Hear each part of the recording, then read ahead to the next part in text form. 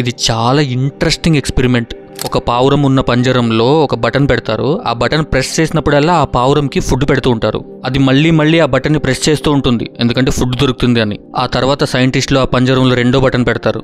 ఇప్పుడు ఈ second button press చేసినప్పుడల్లా ఒక ఫీమేల్ పావురాన్ని ఆ పంజరంలోకి పంపిస్తారు. ఇక్కడ సైంటిస్టులు ఏం నోటీస్ చేశారంటే, ఆ పావురం ఫస్ట్ బటన్ వదిలేసి సెకండ్ బటన్ ని మళ్ళీ ప్రెస్ చేస్తూ ఉంటుంది, ఎందుకంటే ఆ ఫీమేల్ పావురంతో చాలాసేపు గడపాలి అని. అప్పుడు సైంటిస్టులు ఆ పావురాన్ని పట్టుకుని దాని హెడ్ కి ఒక మెకానిజం సెట్ చేస్తారు. అలాగే పంజరంలో ఇంకొక కొత్త బటన్ కూడా పెడతారు. ఇప్పుడు దీని తలలో ఉన్న మెకానిజం వల్ల ఈ కొత్త బటన్ ప్రెస్ చేసినప్పుడల్లా దీనికి ఒక డ్రగ్స్ తీసుకున్నట్టు ఫీలింగ్ వస్తూ ఉంటుంది. ఇప్పుడు ఆ పావురం మిగతా బటన్లని మర్చిపోయి ఆ మెకానిజం బటన్ ని మాత్రమే మళ్ళీ ప్రెస్ చేస్తుంది. తర్వాత సైంటిస్టులు ఆ పంజరంని ఓపెన్ చేసేస్తారు, ఆ పావురం ఎగిరిపోవాలి అని.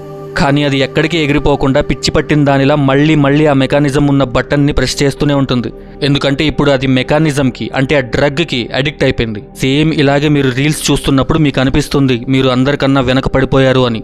అందరూ కార్లు కొనుక్కుంటున్నారు, ప్రపంచం చుట్టేస్తున్నారు, చాలా డబ్బులు సంపాదిస్తున్నారు అని. యాక్చువల్గా చూసుకుంటే ఇవన్నిటికీ మీ లైఫ్కి ఎటువంటి సంబంధం లేదు. అనవసరమైన విషయాలని పట్టించుకుని మీకు మీరే స్ట్రెస్ ఫీల్ అవుతున్నారు. మీ గురించి మీరు ఆలోచించండి. మీరేం చెయ్యగలరు అనేది తెలుసుకోండి. పావురం అవ్వకండి, ట్రాప్లో పడకండి.